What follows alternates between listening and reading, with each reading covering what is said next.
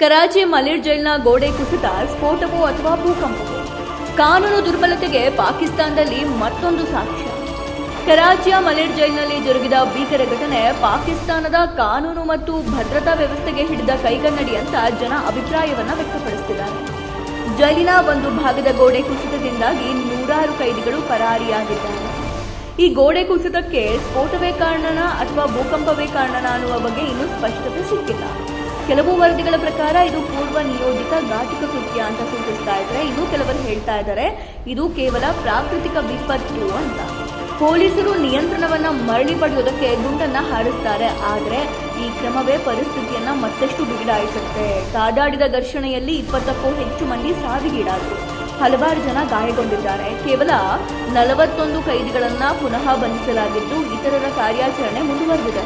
ಈ ಘಟನೆಯಿಂದಾಗಿ ರಾಷ್ಟ್ರದ ಭದ್ರತೆ ಬಗ್ಗೆ ಹಾಗೂ ಜೈಲು ನಿರ್ವಹಣೆ ಮೇಲೆಯೂ ಕೂಡ ಗಂಭೀರ ಪ್ರಶ್ನೆಗಳು ಎದ್ದು ಬರ್ತಾ ಇದ್ದಾವೆ.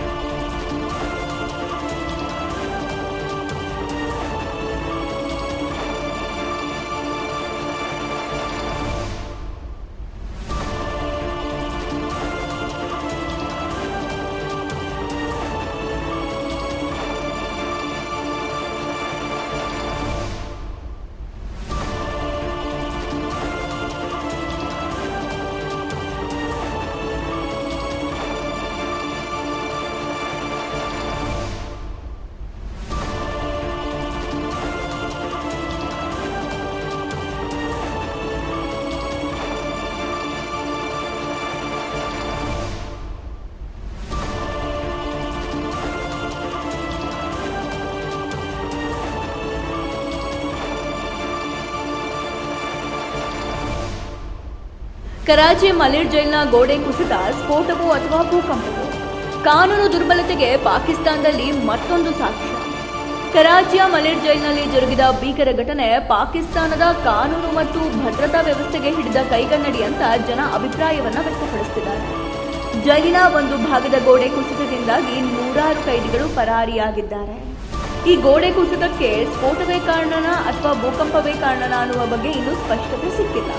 ಕೆಲವು ವರದಿಗಳ ಪ್ರಕಾರ ಇದು ಪೂರ್ವ ನಿಯೋಜಿತ ಘಾತುಕ ಕೃತ್ಯ ಅಂತ ಸೂಚಿಸ್ತಾ ಇದ್ರೆ, ಇನ್ನು ಕೆಲವರು ಹೇಳ್ತಾ ಇದ್ದಾರೆ ಇದು ಕೇವಲ ಪ್ರಾಕೃತಿಕ ವಿಪತ್ತು ಅಂತ. ಪೊಲೀಸರು ನಿಯಂತ್ರಣವನ್ನ ಮರಳಿ ಪಡೆಯೋದಕ್ಕೆ ಗುಂಡನ್ನ ಹಾರಿಸ್ತಾರೆ. ಆದರೆ ಈ ಕ್ರಮವೇ ಪರಿಸ್ಥಿತಿಯನ್ನ ಮತ್ತಷ್ಟು ಬಿಗಡಾಯಿಸುತ್ತೆ. ಕಾದಾಡಿದ ಘರ್ಷಣೆಯಲ್ಲಿ 20ಕ್ಕೂ ಹೆಚ್ಚು ಮಂದಿ ಸಾವಿಗೀಡಾದರು. ಹಲವಾರು ಜನ ಗಾಯಗೊಂಡಿದ್ದಾರೆ. ಕೇವಲ 41 ಕೈದಿಗಳನ್ನ ಪುನಃ ಬಂಧಿಸಲಾಗಿದ್ದು ಇತರರ ಕಾರ್ಯಾಚರಣೆ ಮುಂದುವರೆದಿದೆ. ಈ ಘಟನೆಯಿಂದಾಗಿ ರಾಷ್ಟ್ರದ ಭದ್ರತೆ ಬಗ್ಗೆ ಹಾಗೂ ಜೈಲು ನಿರ್ವಹಣೆ ಮೇಲೆಯೂ ಕೂಡ ಗಂಭೀರ ಪ್ರಶ್ನೆಗಳು ಎದ್ದು ಬರ್ತಾ ಇದ್ದಾವೆ.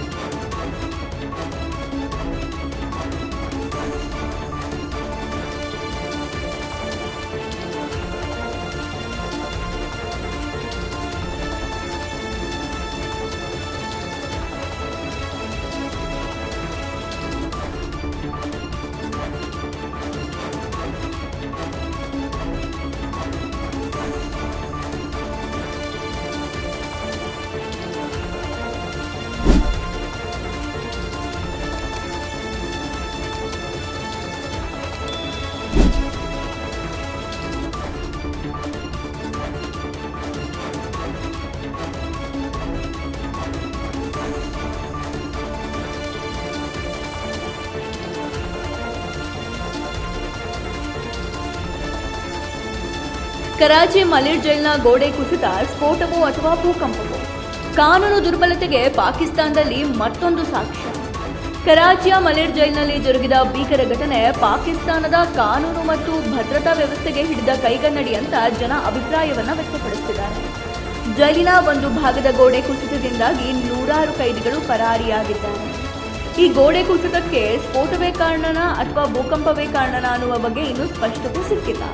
ಕೆಲವು ವರದಿಗಳ ಪ್ರಕಾರ ಇದು ಪೂರ್ವ ನಿಯೋಜಿತ ಘಾತುಕ ಕೃತ್ಯ ಅಂತ ಸೂಚಿಸ್ತಾ ಇದ್ರೆ, ಇನ್ನು ಕೆಲವರು ಹೇಳ್ತಾ ಇದ್ದಾರೆ ಇದು ಕೇವಲ ಪ್ರಾಕೃತಿಕ ವಿಪತ್ತು ಅಂತ.